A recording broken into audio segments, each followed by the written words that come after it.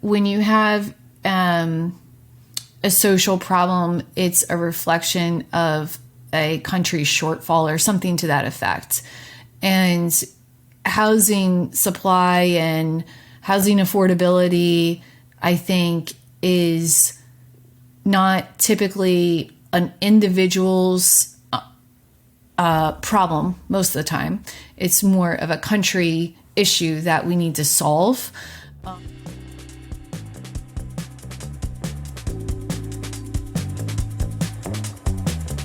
Welcome to The Path to Wealth, the show about well-being, fulfillment, and financial freedom. And I'm your host, Hannes Henschel.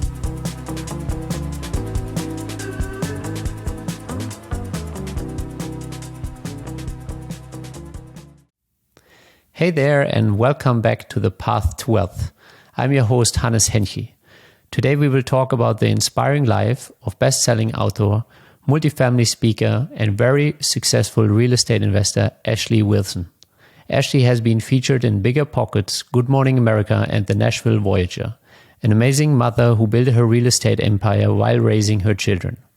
Ashley is a testament to what can be accomplished when you have an unwavering dedication to your goals and your family. In this episode, we will listen to her story on how she made her mark in the real estate industry. Welcome to the show, Ashley. Thank you so much for having me. Yeah, thank you so much for making the time. So let's kind of dive in. From what I gathered, real estate is a family business. For you, you're all involved. You're doing real estate flips with your dad. Where did that original mindset start in the family legacy when it comes to money and real estate? So my father has his own general contracting company, and he's had it for over 45 years. I grew up obviously exposed to construction then and exposed to the other side of the business in terms of being someone who works within the business, but not actually leading the business, so to speak. So my father had partnered with different investors. He had worked direct to retail customers in terms of working for people who wanted renovations to their home. He also worked for large commercial properties, Section 8. I mean, he's literally done it all over his tenure. And I grew up seeing that, but obviously I didn't really understand the other side of the business. It actually came from my now husband.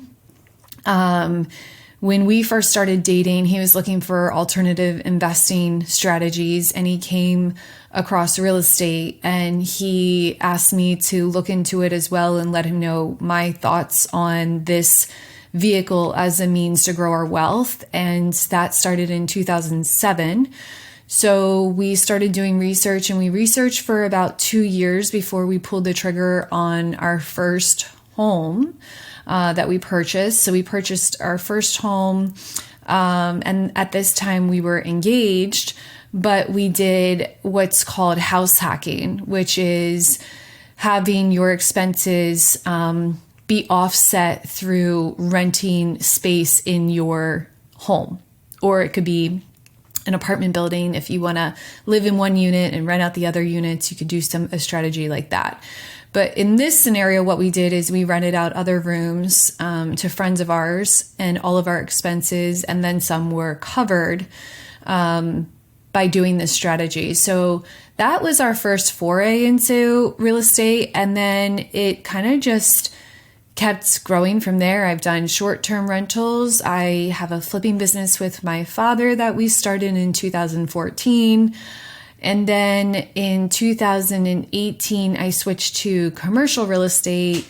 And now what I do is I buy large apartment buildings and we reposition them typically over a 3 to 5 year period. And we take passive investors who invest alongside of us, but they are not involved in any active management of these renovations or operations. They just partake in the return side of the investment. And that's what we do. We build out communities through our renovations. We partner with different charities and local organizations and small businesses. We're really trying to change the communities that our properties are situated in. Nice. There's a lot to unpack here. So maybe we start with, what were those conversations like between you and your boyfriend back then, now husband? What was that like? Because I think there's a lot of couples, when it comes to money, it could be tense. But what were those original thoughts like? And did you already both have a kind of that background money mindset, like, okay, in order to become financially independent, we need to become investors? Or was that a common journey that you shared and you kind of grew together in that? That's an excellent question. And to be honest with you, I've probably done over 300 podcast interviews and I've never been asked that question. And I think it gets to the core of why we transitioned and why we've had the success we've had. So backing up to that point in our lives, to your point, we both didn't have the same money mindset. I'm American and my husband's Canadian, and our credit systems are completely different. So it builds a different mindset. This is my theory, of course. So let me just add that as a caveat. But I think America is built off of a debt credit system. In other words, in order to establish credit in the US, you need to have debt to do so. So that kind of builds a culture of living beyond your means. Whereas in Canada, the credit system is built on you not having debt. So savings is rewarded and held to a high regard. So in terms of our mindsets going into this venture, we were, first of all, in two different financial situations, coupled with two different financial mindsets. And that took a lot of time to get on the same page. So at the time, full disclosure, I was coming off of doing both my master's full-time and working full-time. So I had $38,000 in debt that was primarily student loan debt. My husband had zero debt and savings on top of that. So that's the extremes we were coming to the table with. And he really changed my mindset on getting my financial house, so to speak, in order. So I paid off all of that debt in a year. Because I was just very disciplined and paying off all of my student loans, and I prioritized it, and I saved as much money as I could. And that gave me a lot of motivation to take things to the next level. When we first started having these conversations about real estate, obviously we had to get on the same page, to your point, on the financial mindset, which we did. And that's, I'm not going to say those conversations were enjoyable at all. They were quite the contrary. But I think having those conversations before getting married and being on the same page with how we see finance and what we want to achieve in life, I think it's more important to have those conversations before getting married, because if you can't have those difficult conversations when you're madly in love with someone, it's never going to work when you're later on in your partnership, because that madly, blindly in love stage fizzles out. And yes, you're still deeply in love with someone, but your willingness to change who you are at the core, from a financial perspective, I don't think is as strong. So there's that. But then it was my husband and I both had two careers that took up all of our bandwidth. So finding an investment opportunity that was something we could do kind of passively or in addition to what we were already doing. So my husband was a professional athlete and I worked in clinical pharma. So I worked in research and development for 3 of the top pharmaceutical companies in the world. And I worked for Sanofi Aventis. I worked with Wellth, which is now Pfizer, and then GlaxoSmithKline. And when I left, I was the director of global project management and vaccine development for GlaxoSmithKline. So you can imagine that took a lot of my time. So I really didn't have time to spend on creating a whole other business at that time. So real estate was a way in which It was tax incentivized. It was a tangible asset backed investment. It was something we could do passively. We really liked the risk profile of that investment asset class. It just had a lot of things that really lent itself for what we wanted to achieve out of life. We were looking for something long term. We weren't looking for, an overnight success story. We really were in it for the marathon, and we just weren't huge believers and still aren't huge believers in the stock market. We're not into speculative thinking. We're into controlling evaluations, which you can do through real estate. And that's something that, lent itself better to us, as we're pretty analytical, both of us. So being able to utilize the skill sets we have to make smart investment decisions is something we wanted to exploit. Yeah. I'm sure some of those conversations were very tough, and I remember the culture shock you mentioned when I first came to the United States and I wanted to get a mobile phone that is not prepaid.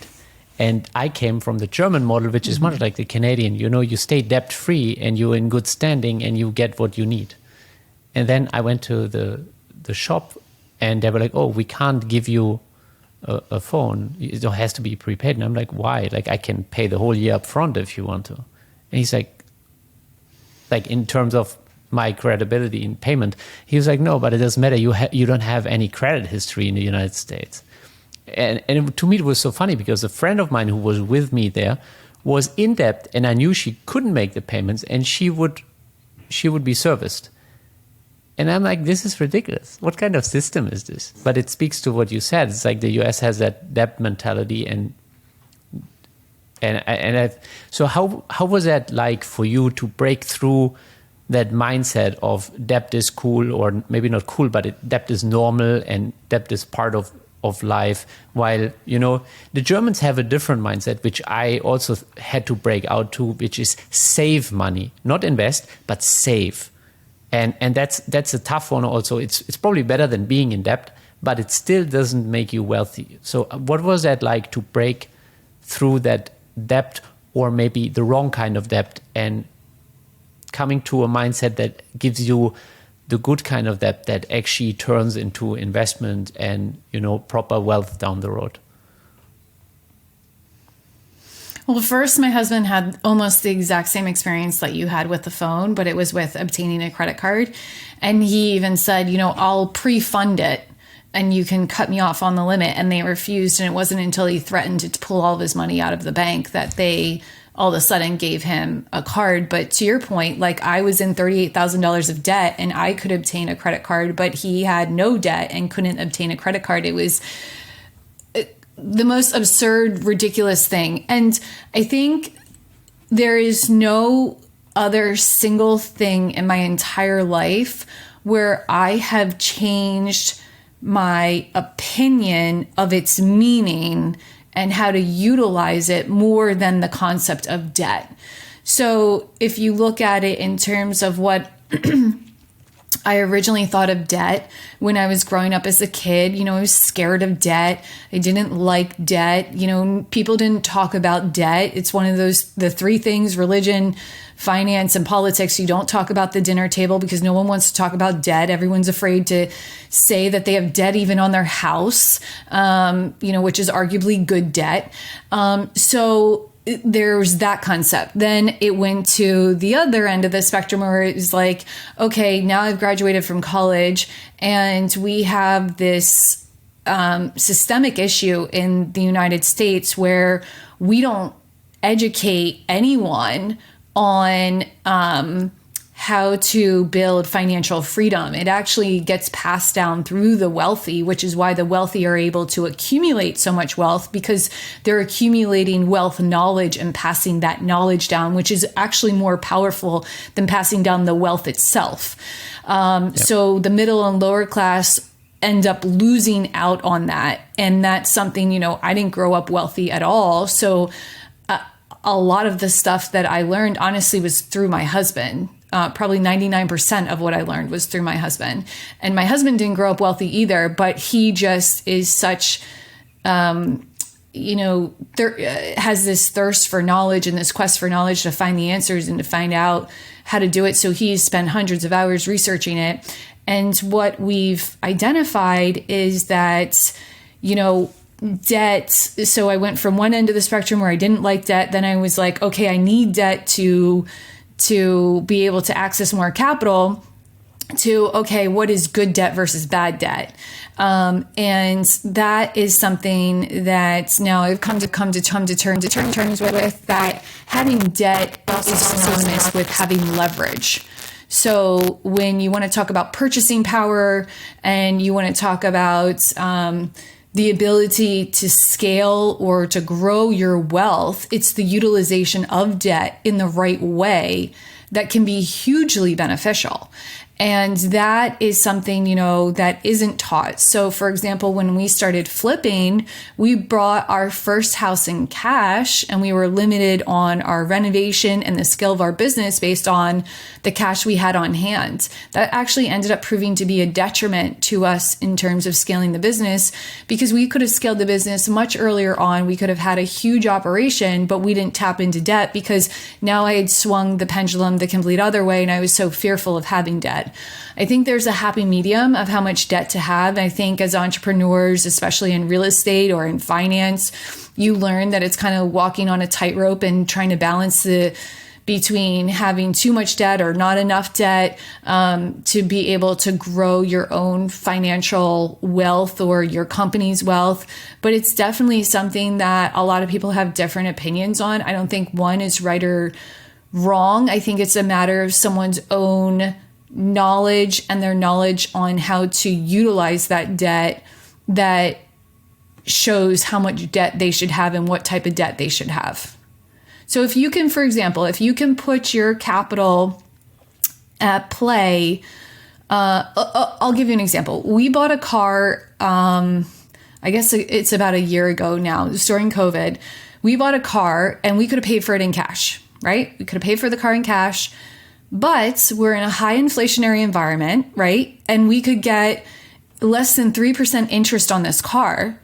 And honestly, we can put our capital in investments that return mid-teen returns pretty consistently. So why would we tie up our money in a car that we could get an interest payment at less than 3%? So in essence, we're actually losing money by buying the car in cash. Yeah. There are other people who are like, well, I don't want to live off of having to make interest payments. Well, that's just a different lifestyle. It doesn't make it right or wrong. It just makes it different. Maybe they don't have the opportunities to invest in those type of opportunities that we have, or maybe they just don't want to invest, and that's okay.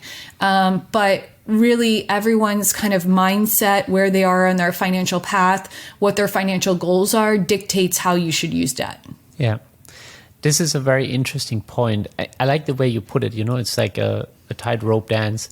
And I think for some people, that's the scary part, is because you don't really know if you have too much debt till it snatches, and then the times where we feel like, we could have had more debt in this particular scenario and made more money. But it's this dance, where you really just save as long as it doesn't snatch. And I think that's what makes people so uncomfortable, because there's no real formula to it. And people are even debating about what should be the debt ratio for an entire country towards the GDP. And then there's experts who say, it breaks at this point, and then it doesn't break. But then it might break at a later point. And I think that's what makes it untangible, which could be uncomfortable. But I love the example you brought with the car, because, if you know how to allocate your capital and make better use of it, obviously you don't want to park it in the car literally and just have it stuck there and sitting in your parkway, because it can be active, earning money for you. So I love those examples. So what are some of the other money mindsets that you think people can pick up on? For example, what you just mentioned, how did you figure it out for yourself? What are you comfortable with? Like, okay, you figured it out. I'm comfortable with using my capital to allocate it rather than paying my car cash. But what was that process like for you uncovering? I had a similar journey for myself where I had to learn these lessons. But I wonder how you went about that, or were those just lessons learned in the process?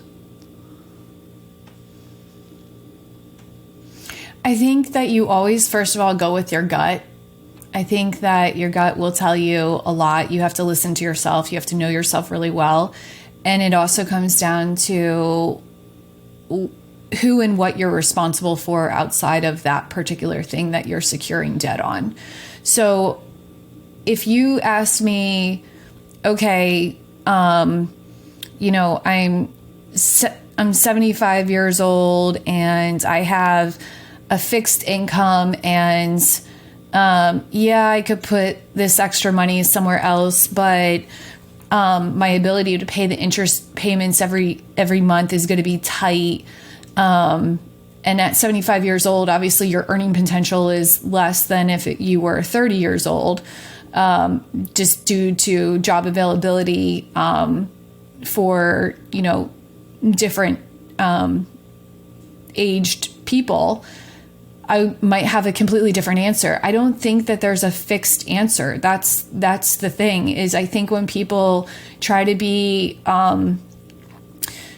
closed-minded about it, or they try to do some sort of algorithm, it doesn't always work because situations and life is so fluid. I have children, I have to think about, I'm responsible for their care and their well-being, and can I afford an interest payment every month? And what if an unexpected expense arises? Am I still going to be able to afford that interest payment, right? So you have to have reserves built up regardless, right?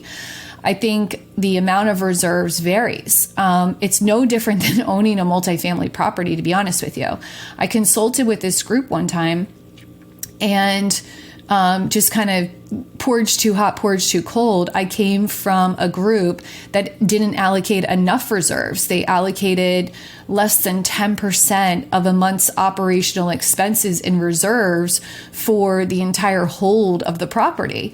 Now, if you are a seasoned investor and you have all of your previous gains that you can infuse into the property, should there be a shortfall, but you run a tight ship and you know how to execute perfectly, maybe that's a strategy to deploy. But then when I consulted with this other group, they had like, I want to say like 6 or 7 times the operational expenses allocated from day one. And I was like, you're being way too conservative, and you're doing it to a detriment, right? Because you're raising that money, and then that money is at a cost. So that cost is impacting your overall returns. In fact, you could probably be acquiring a ton more properties if you can afford to have 6x of your operational expense, annualized in reserves. Like that's crazy to me. But maybe they're coming at it from, okay, this is our first investment. We're not sure how it's going to go. We'd rather be safe than sorry, and we'll tweak it on future investments, So there's so much individual variance that plugs in to this. For us personally, have I made every decision perfectly? No, but whenever I'm unsure, I err on the side of being more cautious. I'd rather say to myself, oh, I wish we would have deployed more, as opposed to we deployed too much. I never want to say we deployed too much and we don't have enough in the tank for a rainy day. And I think that's also, that's individual preference as well. That's not, I think everyone wants to find someone who's just going to spoon feed them a perfect answer. And I think if you find that person, you should run. Actually, really, you should run, because there's no right or wrong answer. I did a coaching program the other day on what market you should select. Now, this is for active investors, not passive investors. But I coached this entire group and whether or not you should invest in your backyard or not. And I gave arguments for both. And at the end, someone said, I have never heard an argument that was so balanced for doing either scenario. you can tell when you listen to people what they want you to do. Typically, it's not invest in your backyard. Typically, they want you to invest in the top markets, and they keep pushing that scenario, but you provided such a well-balanced argument for either side. And the reason being is because you can be successful by doing it that way, just like you can be successful in how you structure your own debt. There's too much individual variability. So what I would tell people is to educate yourself by listening to all different types of people, even people you don't believe in and you don't agree with, because there are going to be nuggets that you take from them, even if it's nuggets on like, well, now I definitely know that I don't want to do that. You know, there are things that I've listened to where I've been like, okay, I don't agree in what they're saying, but that one point rings true for X, Y, and Z. There's always value to be found if you're open to listening to it. And then you take all the information and then you come up with your own theory behind what works for you personally. Yeah. I think what you just mentioned is one of the reasons that Mauricio Raul, our syndication lawyer, likes you so much, Ashley, because you have such well-balanced arguments, and he considers you like also a very diligent syndicator, doing right on your investors. And I love the story that you just packed in, that most people do push their agenda a little bit, and I think it's very healthy what you just said to, listen to people that you disagree with, because otherwise you will start being in an echo chamber and, everything sounds the same, and that's not where we meet in the middle, and it's not where we grow and where we learn. I couldn't agree more. I mean, I had a psychology background, so that's what my degree is from undergrad. And one of the studies that we looked into in undergrad was talking about the heterogeneous or homogeneous makeup of a group compared to outcomes. And homogeneous groups tend to deliver results much faster. That's the benefit of homogeneous groups. And to your point, they all kind of think, talk, and feel the same. But heterogeneous groups, while they take longer, actually come up with better results. They come up with more creative results. They come up with better long-lasting results and more profitable results.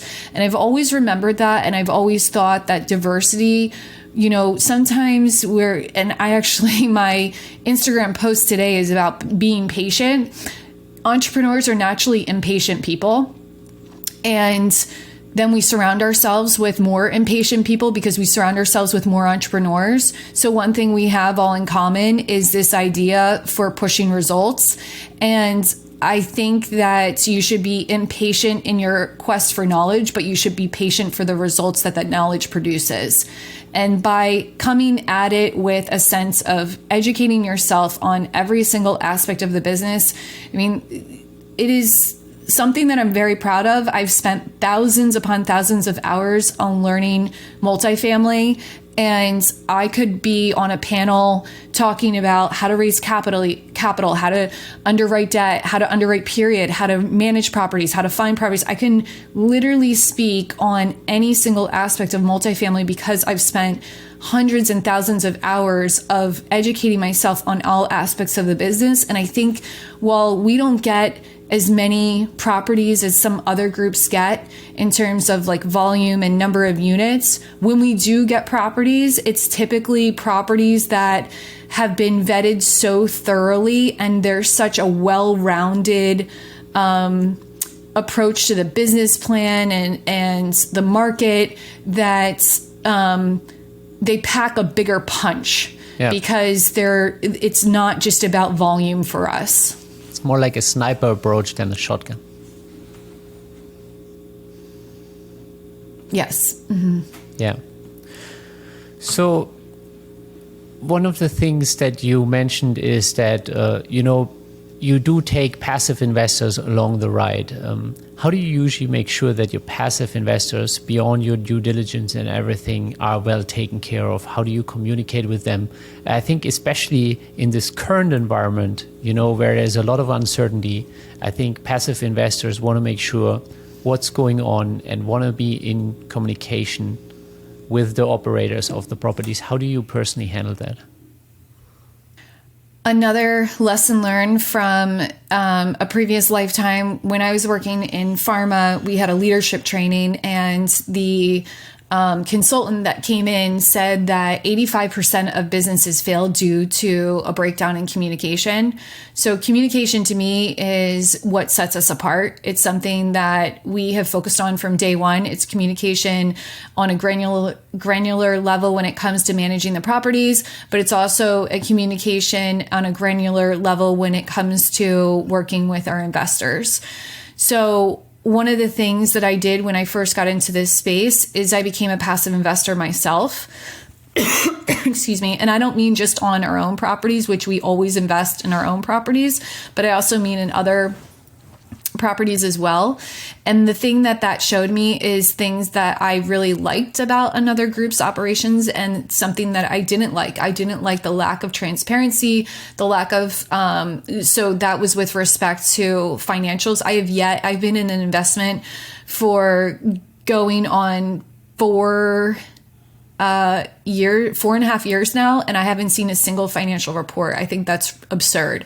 And they only recently started doing quarterly communications of the operations, which is also ridiculous in and of itself. So, it was important for me from day one to have high transparency and visibility into someone's investment.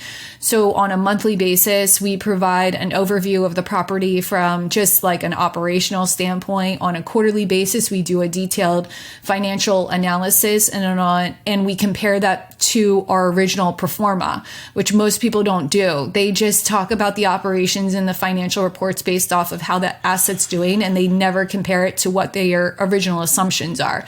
And then we do it also on an annualized basis, meaning that we actually look at the investment and we compare it to the performance over the course of the first year hold period, as opposed to the calendar year, because it confuses it a little bit. But since our projections are based off of acquisition date. So that is something that's really important.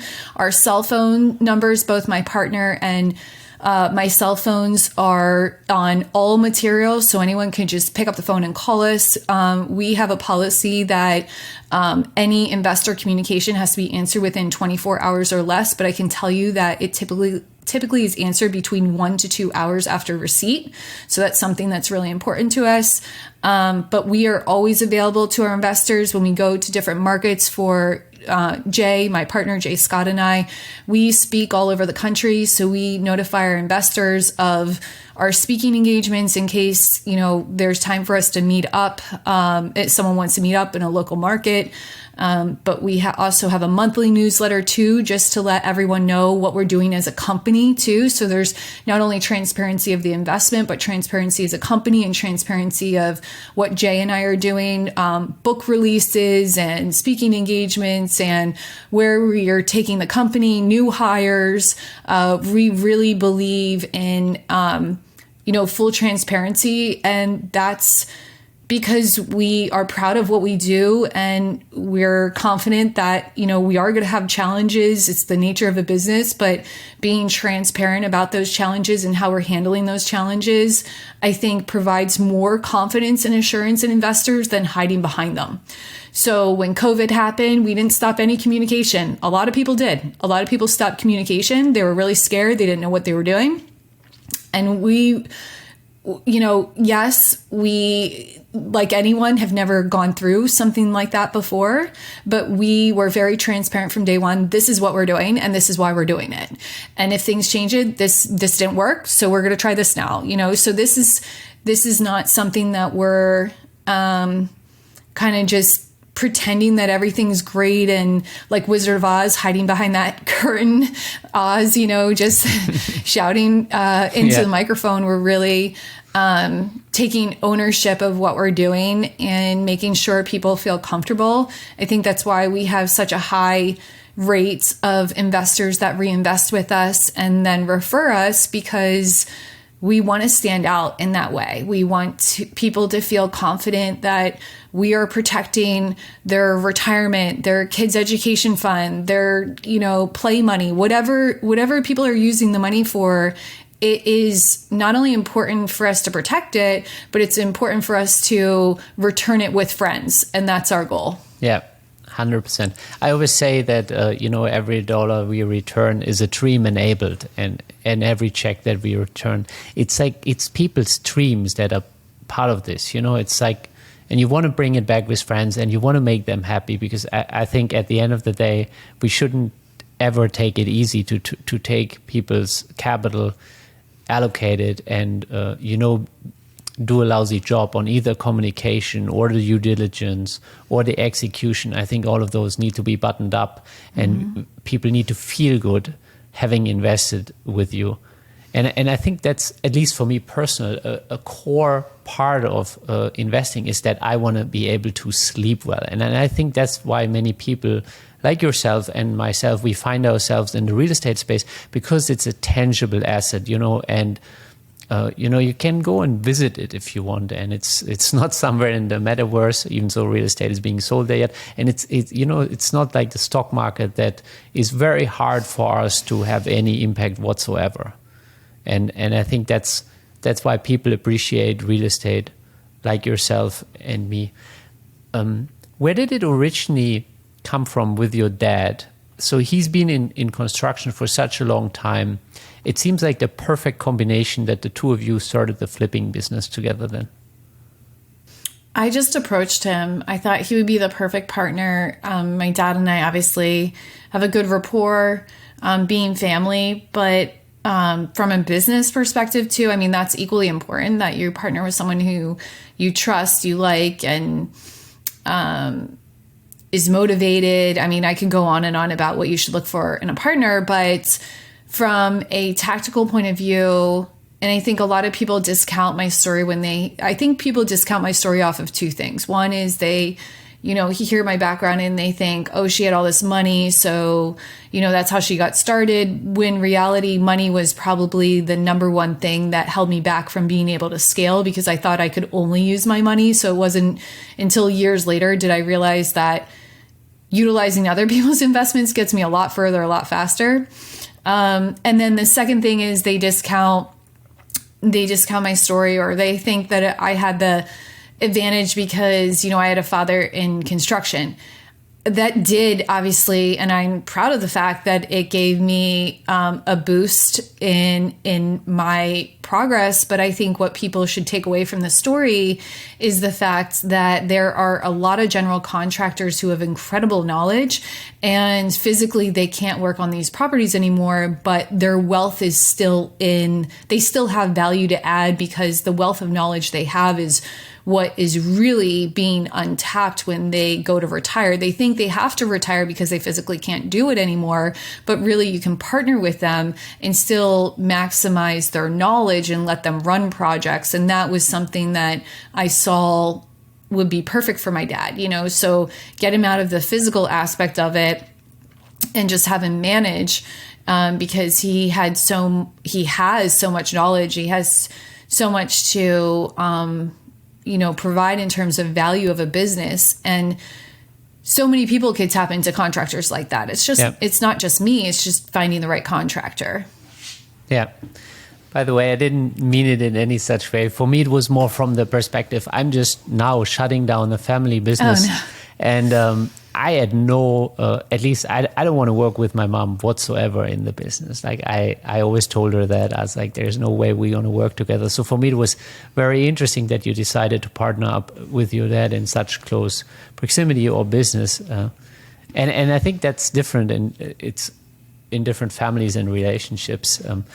I remember I was speaking to my uncle about real estate investments, and he was also under the premises that it's better to keep things with business partners rather than family.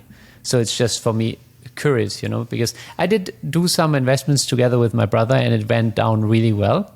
Like we're both, because we're keeping it very clean, but I've also seen some families where it didn't go so well, and there's some resentment that might be carried forth. So that was a very interesting point for me personally. I think it's family dependent. It's people dependent. You're still dealing with personalities, and personalities are more important than skill set always. If you can't get along with someone, it doesn't matter how talented they are. So working with family isn't the solution for everyone, but that's okay. Doesn't mean it's going to hold you back. But if you have someone that you think you can work with your family, I think when someone approaches it, or people used to ask me all the time, like, I'm considering working with my family, but I'm not, if you have a but at the end of that, like, I'm considering but, Don't do it. the answer is no. Like, you should not work with your family. That's something I am like pretty opinionated on. If you think that it's a situation where you're like, I really want to work with my family, I'm just wondering how you set up this. I don't think we're going to have a problem. I just want to outline it from the beginning. That's a different mindset than I'm considering working with my brother, but we've had these issues in the past. Or how do we make sure we don't have them in the future? Going into business with that person will exacerbate the situation. It'll bring up history. You just say things to family members that you wouldn't say to a stranger sometimes. So it's not a good idea if you have any sort of hesitation. Yeah, and there might be stuff under the rug that isn't there with other people either. Like family has sometimes maybe too much history, as you mentioned. So Absolutely. There's one other thing that I keep noticing, and given that you lived in so many different countries, especially also in Europe, and you're very familiar with real estate, it always blows my mind when I see the construction in the United States and the way it's done, and particularly, I mean, the level of substance. For example, a lot of the construction of newly built houses is like plywood based and 2x4s, and when I first saw that, and that could even be multi-million-dollar houses when I'm in the Hamptons or something, and I see those new constructions, I'm like, wow. And here in Germany, simple houses like that are still built with stone. And you've been to different places in Northern Europe, Southern Europe, and I think part of why the investment market in the US is more attractive, why it works compared to Europe, is because the substance is slightly less. Like, I'll give you an example. In Germany, a tenant will require or ask for a lot better construction substance. Like, toilets are supposed to be better, and there's supposed to be real stone walls, which everything adds to the cost. So investments here are more likely to produce a negative monthly payment, not a positive like in the United States. I wonder how you perceive that when you were here, and then now in hindsight that you're actually involved in real estate in the United States. So I have a couple of theories on that, because I saw a lot of construction in Europe and Russia when I was there, and it is completely different than the US. And I think there are a couple of reasons behind that. First and foremost, you have a much longer, richer history of building construction in Europe than you do in the US. The materials that were used in Europe are materials to stand the test of time. So you have buildings that have been around for centuries. We only have a few compared to, if you're talking about a percentage of buildings in totality in the US, that is just a small percentage of the buildings that we have, where in Europe, it's the majority of buildings have been around for centuries, and they've stood the test of time because you value historic buildings more than Americans do. And that, I think, is tied to the fact that our history is shorter than European history. So that is one. That's just starts off with sentiment. Number two is in terms of population growth. In the US, we have a much higher population growth and influx of immigrants coming to the country than Europeans do in any country. So what ends up happening is we have a very severe housing shortage issue, and that needs to be solved not only through cheaper products, but also through faster delivery. In Europe, the construction process, your permitting process, the building process is insanely slow. When I lived in Berlin, I literally watched a man take massive rocks and with a sledgehammer break those rocks up one by one to create a stone patio walkway, which I was flabbergasted. And this was for a commercial building. It wasn't for his own private residence.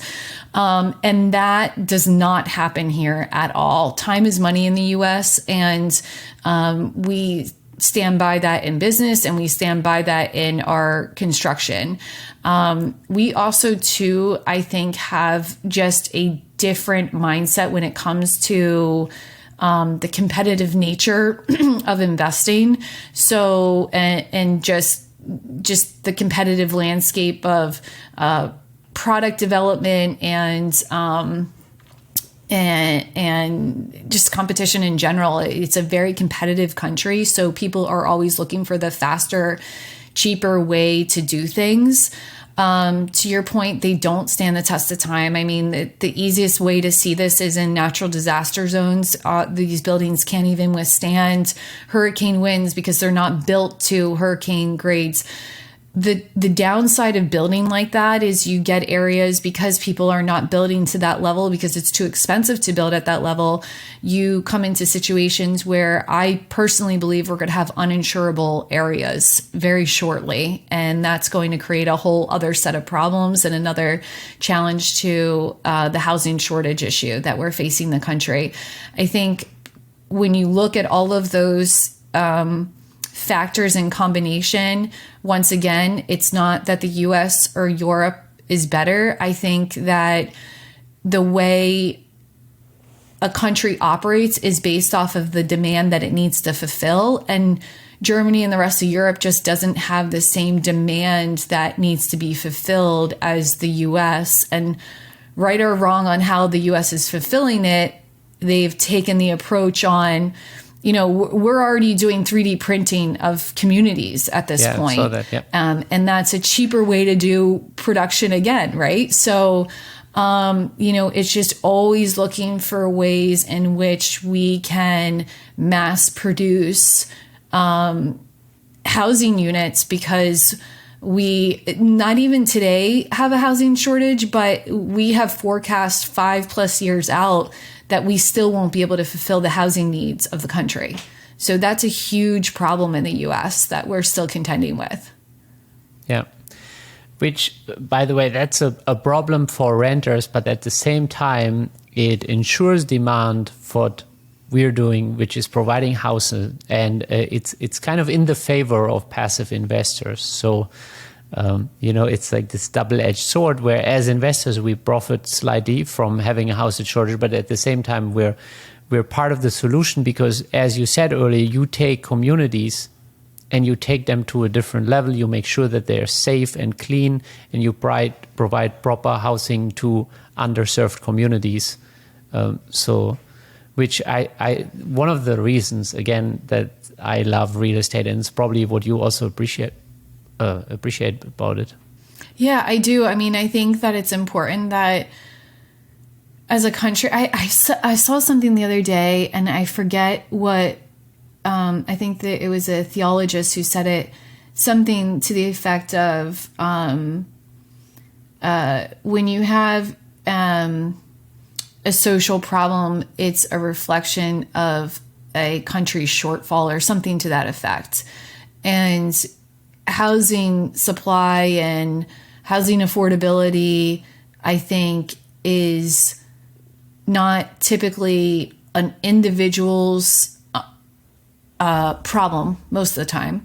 It's more of a country issue that we need to solve when you actually look at the root of the issue,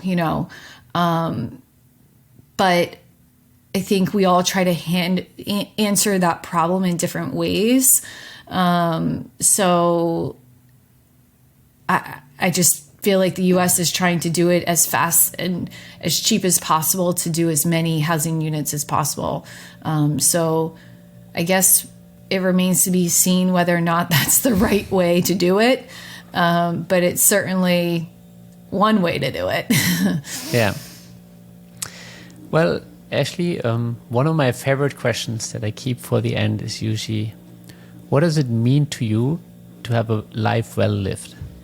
Ooh, that's a great question. A life well lived to me means that you have a tremendous amount of days over your life where you felt like you lived the perfect day, like you're living in a memory. Meaning that while you're in the moment, you're realizing how great of a moment it is, and that moment, is going to be one of your great memories in life.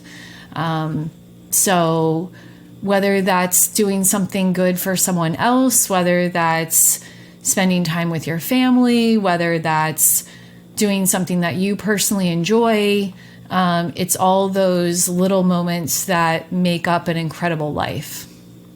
Nice. Yeah, I like that. It's like creating those memories and making sure you got as many days on the calendar that are so memorable. It's like almost an overflowing cup of joy, Mm-hmm. Well, Ashley, this has been super interesting, educational. I've been really looking forward to have this conversation.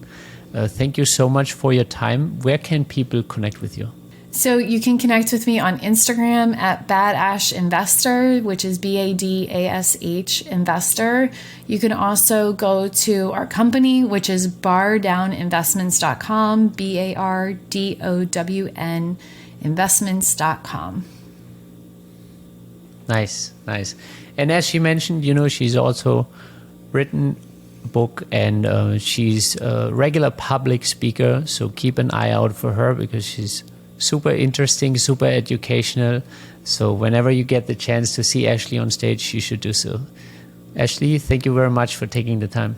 Thank you so much for having me.